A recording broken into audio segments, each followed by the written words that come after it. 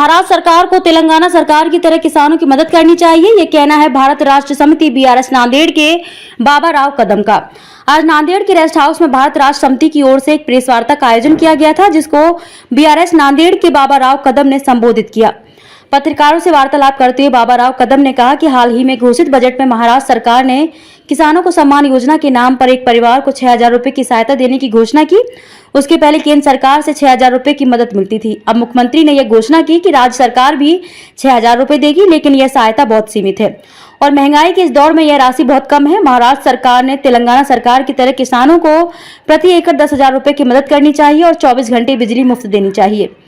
ऐसी मांग भारत राष्ट्र समिति के बाबा राव कदम ने प्रेस कॉन्फ्रेंस में की। उन्होंने पत्रकारों से बात करते हुए आगे कहा कि राज्य में किसानों की आत्महत्याएं दिन ब दिन बढ़ रही हैं। यह हमारे प्रदेश और देश के लिए बेहद शर्मनाक है। उन्होंने आगे कहा कि राज्य सरकार ने पिछले साल के बजट की तुलना में इस साल कृषि के लिए कम पैसा दिया है। इससे पता चलता है कि यह सरकार किसानों के प्रति सहानुभूति पूर्वक नहीं सोचती है। सरकार को इसे तुरंत बदलना चाहिए और कृषि के लिए अधिक धन उपलब्ध कराना चाहिए और तेलंगाना की तरह कृषि के लिए योजनाओं में बदलाव करना चाहिए, ऐसा भी उन्होंने कहा। आगे उन्होंने उदाहरण देते हुए कहा कि यदि हमारे राज्य में कोई किसान ड्रिप इरिगेशन सेट खरीदना चाहता है तो उसे 100% अग्रिम भुगतान करना पड़ता है और सरकार की सब्सिडी साल में कभी कभी वापस आती है। और ऐसी योजना जो तेलंगाना राज्य में चलाई जाती है तो सब्सिडी कम करने के बाद किसानों को वह माल मिलता है। इसलिए सरकार को चाहिए कि कृषि के लिए हर योजना में सब्सिडी को हटाकर राशि लेने का तरीका बदले, ऐसा बाबा राव कदम ने कहा।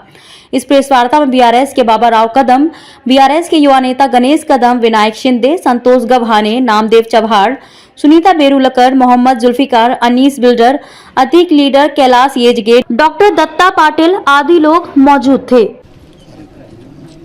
आज जो बैठक हुई है ये अड़ाव बैठक है हमारे कार्यकर्ताओं की। बहुत जल्दी ही यहाँ पे नांदेड़ शहर जिले में बहुत बड़ा धमाका होने वाला है।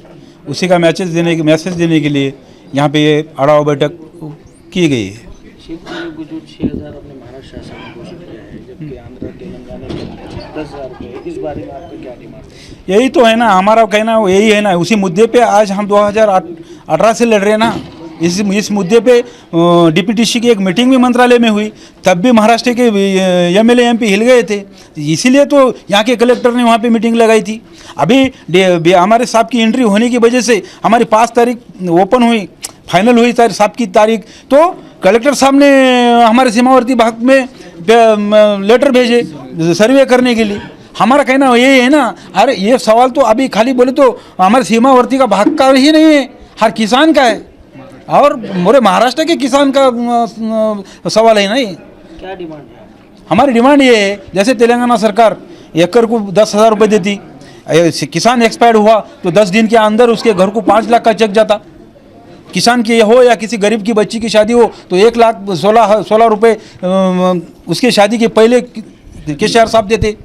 हाँ, 24 घंटे किसान को बिजली फ्री देते। जब वो सीमा के उस पार वो सब कर सकते हैं तो सीमा के इस पार इतना बड़ा राष्ट्र होने के बावजूद, इतनी बड़ी मुंबई अपने पास होने के बावजूद, तो अपने गवर्नमेंट क्यों नहीं कर सकती? यही सवाल हमारा पहले ही था, आज भी है। क्यों हम क्या पागल थे क्या? 40 सरपंच ग्राम पंचायत के ठहराव पारित करके तेलंगाना में शामिल करो, तेलंगाना शामिल नहीं हुआ, तेलंगाना की धरती पे हमारा विकास करो या तो हमारे को तेलंगाना में शामिल करो।